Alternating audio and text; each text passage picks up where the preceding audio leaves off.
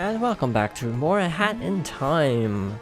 Last time, we fought the boss of the Mafia, and this time we are going to tackle the last few stages. In theory, no guarantees, because we are going to take a little bit of a break from the main story, because this is actually the perfect chapter to free roam. This is Act 7, we're skipping a few acts, and the reason is the next act requires 100 pawns, the one after that we cannot do until after chapter 4 of the game.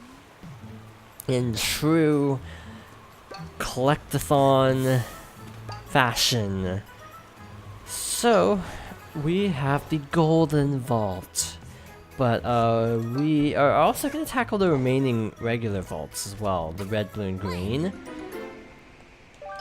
So we're going to do all the vaults and also do some exploring as well. I said I would do the time rifts first, but I forgot that the next level costs 100 to unlock. So yeah, we're actually going to do the time rifts after the collecting in this case, and that's going to be the case a few times. Those are grapple hook targets. We cannot use them yet, unfortunately. Despite having played this game 5 times, I still don't know what these are by memory. So bear with me in terms of this taking a while. Brewing yarn. Again, all extra yarn helps. I know this one is down by the pier. Which there's actually another mechanic that's only in this one chapter. That's actually worth showing off at the pier. So, I did not mean to jump there. We have a couple instances in Mafia Town of people being attacked by the Mafia. And if you help them, they will give you rewards. Usually pawns, but also occasionally other goodies, so definitely help them out if you feel like it. So number 2 is over here. You can actually collect these in any order, but our number 2 is on the ship. Slightly cheesing this because you're supposed to use a different hat, but you don't need to. On this little island is the camera badge, which allows us to take pictures. You can also change like depth of field, filters. It's pretty cool. I never use it because I don't know why. I just don't take pictures very much in games. So, our next stop, because we're right there, is the red safe, I think. But again, we're just going to be cleaning out collectibles that don't require the hat for the blue panels. Yeah, we're just going to be cleaning out a lot of collectibles, but we will have to come back when we have the next hat, unfortunately. So, luckily there's actually a perfect opportunity for that as well. So yeah, you have to do a lot of backtracking. This is a collectathon, I guess you shouldn't be too surprised. I mean, look at what, like, a lot of those games would make you do back in the day. I think the best example would probably be 64, because there's that one point where the first level of Bob-omb Battlefield, I'm talking about Super Mario 64, I just said 64, Super Mario 64 basically made you have to do a lot of backtracking as you unlock all the different items, like, oh, the metal cap, the invisible cap, the flying cap, and so on. So you have to constantly be revisiting stuff, which is actually cool. Unless you are a completionist, then it will drive you insane, as you cannot do everything in one go.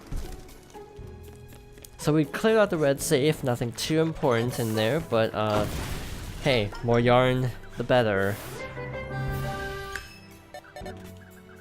So let's take on number, I almost said number 2, but it's like number blue actually, because it's the blue safe, haha. I really like this feature where if you stand on them, they give you a hint. it's just a nice little quality of life thing that is just really helpful and makes it a little bit less of a pain to collect everything. Two... Are there 3 for this one? Yep. So back to back to the blue safe where we can get more yarn. This is good, so when we get a yarn of a different type, that means we can actually collect it right away. Or make it right away and not have to mess around with collecting stuff then. And since we're about to enter a new chapter soon, this is a perfect time to do this. Now we have the green safe, which is actually a ways away, so I'm actually gonna check for the gold safe first. Since we're in this neck of the woods, might as well sort of scope out this area a little bit more. Right? Gold. And the green is actually right down here. But first, we're gonna let's try this. And actually, there's something up here. By the way, I caught as much as I could find off screen a couple weeks ago on my own time to prepare. So I am actually pretty well prepared for this project, all things considered, as much as I can be. While you're crouching, by the way, if you push X, you can actually do a dash. So that makes you go faster in these little caverns. So, coming in over here, we got the first green vault code. Yeah, this is not the most exciting video, I imagine, but hey, needs to get done eventually. The collecting part. One thing I kind of don't like about this game is that you do occasionally, it's not too big of a deal, but you occasionally need to grind. If you don't go out of your way a lot, you might find yourself needing to grind a lot. And that's actually kind of annoying, to have to just sort of halt your progress just to collect stuff if you're not into that. I personally am extremely fond of just being able to go around exploring. You know, a lot of people had problems with the moons in Super Mario Odyssey. That's another Rift token, by the way. And I really didn't. Okay, there were a couple instances where they felt like just kind of placed there and it didn't really feel satisfying to collect, I will fully admit. But I didn't really have a problem with it because it's just like rewarding your curiosity, kind of.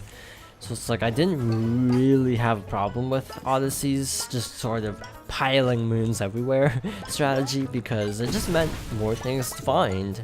And that's fine by me. We have 100 pawns, by the way, so we're set for the next level. Again, that is the only time when your pawns will be stolen outright, so now we don't have to worry about that. We can just collect things for our heart's content. Green vault codes. Got a piece of yarn there. I assume this is one of Mustache Girl's little hideouts. Based on all the mafia sabotage signs and stuff. And for the last couple green vault codes, I'm a little bit at a loss. Again, this is not something I really remember very well. So, the green safe is just over here.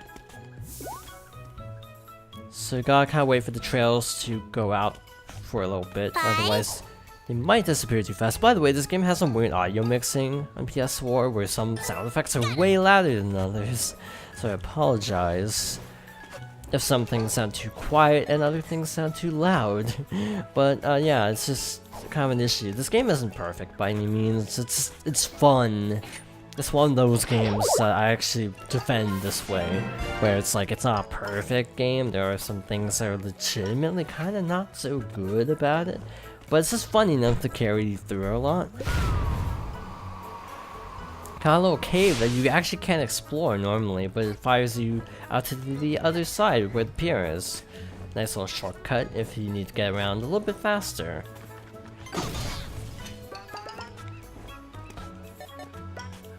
And now we have gotten all the vaults. And that just leaves, well, there's this. Or I could just miss it. That works too. We have this little treasure, so let's grab this since we're here. Chapter 2 is going to be really light on collecting, by the way, so if you do not prefer the sort of open world format, Chapter 2 is a lot more linear, actually, if that's more to your liking. I prefer open, but Chapter 2 is still really good. Again, it just has that sort of charm to it. By the way, there's actually a Rift token on PC that got relocated. It's actually located at the end of the Mafia chase up there. And of course, chapters where you're not chasing that guy down. But the reason it got moved was because it was kind of buggy on console.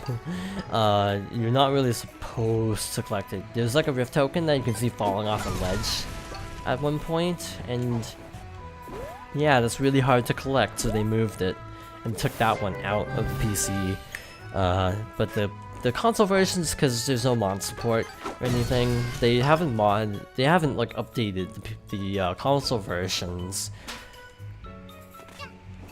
So it's a little behind in terms of tech, so I'm hoping whenever they do the DLC, by the way, this game is getting DLC, that they actually fix up some of the little annoying quirks, like the D-pad functions, like I was saying last part, and a few other little just weird buggy things that don't really break or affect the game too badly, but that's just kind of annoying.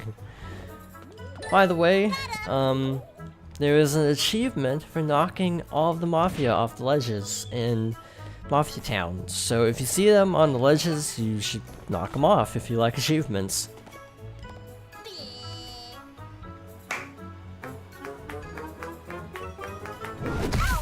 So yeah, that's not expected the first time you play it.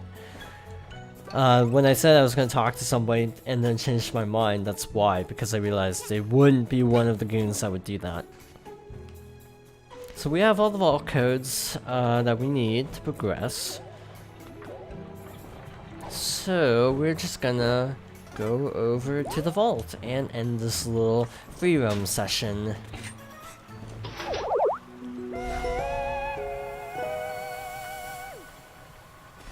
And there you have it.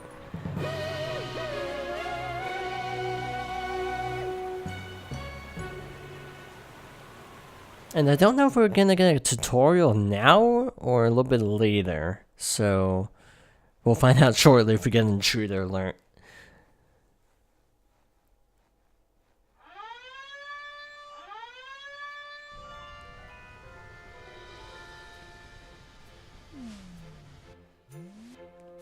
And Cooking Cat is here to give us a little bit of a tutorial on what these little pedestals are for. What a lovely spaceship you have here.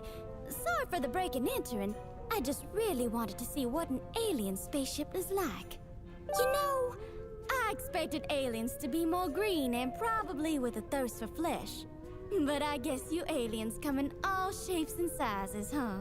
Hey, if you're looking to explore our planet, you'll need to understand it first. Otherwise, you won't know if you're stepping on grass or quicksand. Don't know how to identify relics? Fear not. Cooking Cat is here. I'll let you have this burger cushion relic for free.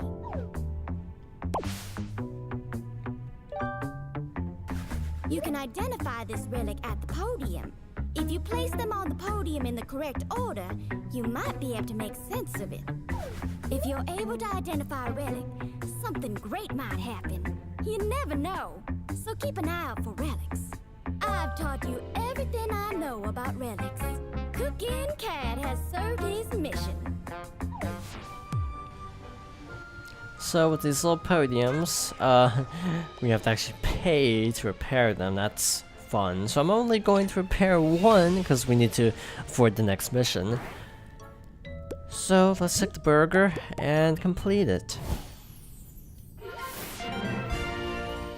It's a match. You've identified a relic from this strange planet.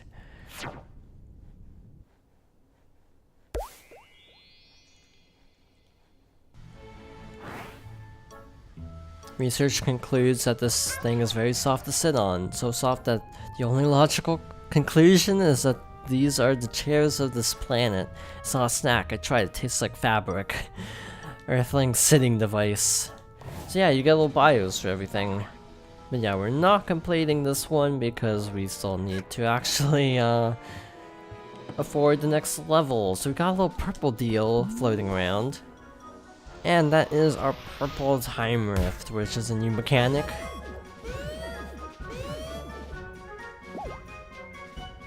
So we can unlock the last level, heating up Mafia Town. We're still missing one if you think about it, because we have Act 4, then Act 6. We've got a time rift, and if you look at the photo, you can figure out where it is. And this one's actually really easy to find. Depending on how much time after getting through this level, we might start with the time relics. Not the time relics, the time rifts, or we might save them for the future. In any case, thank you for watching, and I hope you join me next time for more A Hat in Time.